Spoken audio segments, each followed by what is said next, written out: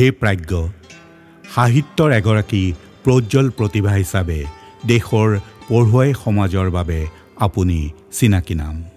হৃদয়ত গভীৰ দায়বদ্ধতা প্ৰথিত কৰি মনোগ্ৰাহী গল্প উপন্যাস সৃষ্টি, গ্ৰন্থ সম্পাদনা আৰু অনুবাদ গ্ৰন্থেৰে আপুনি অসমীয়া সাহিত্যৰ ভঁৰাল সমৃদ্ধ কৰিছে।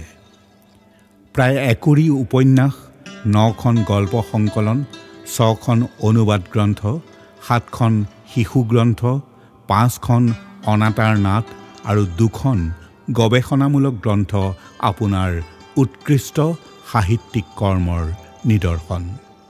মৰিয়াহোলা উপন্যাসখনিৰ জৰিয়তে সাহিত্য অকাডেমী বঁটা লাভ কৰি আপুনি অসমীয়া জাতিক গৌৰৱান্বিত কৰাৰ লগতে অসমৰ সাহিত্য প্ৰতিভাৰ সৈতে সমগ্ৰ দেশক পৰিচয় কৰাই দিছে।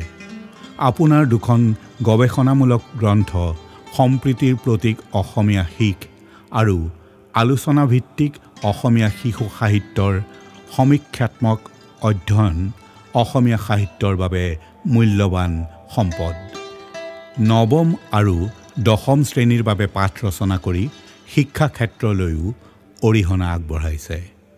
শিক্ষা বিভাগৰ বহু ৰাষ্ট্ৰীয় আৰু আন্তঃৰাষ্ট্ৰীয় পৰ্যায়ৰ আলোচনা চক্ৰত গৱেষণা পত্ৰ পাঠ আপোনাৰ জীৱনৰ এক উল্লেখযোগ্য দিশ।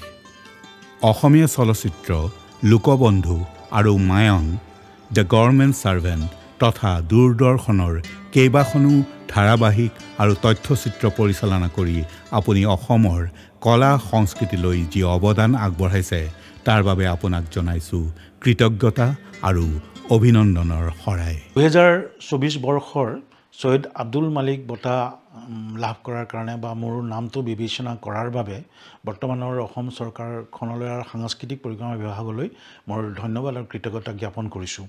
কাৰণ আমি অসমীয়া সাহিত্যৰ কথা ওলালে প্ৰথমতে মালিক ছাৰৰ কথা ক'বলগীয়া হয় আৰু মই যিহেতু উপন্যাসৰ বাবে স্বীকৃত, গতিকে তেনেকুৱা এজন মানুহৰ নামত এই বঁটাটো পাই মই নিজেই ধন্য মানিছোঁ আৰু মই গৌৰৱান্বিত অনুভৱ কৰিছোঁ।